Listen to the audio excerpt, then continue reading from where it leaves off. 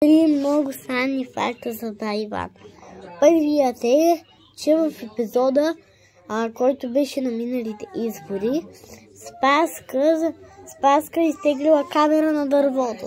А пък тя също си има Nokia, а пък гледа от iPhone. Това е първия факт. Трети факт. Втори факт е, че през филма Бай Иван 2 тогава беше минало видеото, където Бай Иван семята спира водата, защото той не е плащал от години и спира и тока, и телевизора, и телефона. И той си мята телефона и в Бай Иван 2 също там той има телефон, което е пак дупка в сценария. Първи факт е, че тогава, когато е такова, когато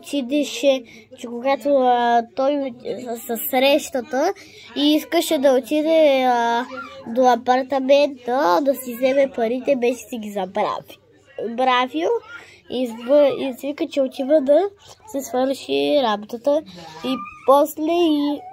и той може да отиде да вземе пари, но няма ключ.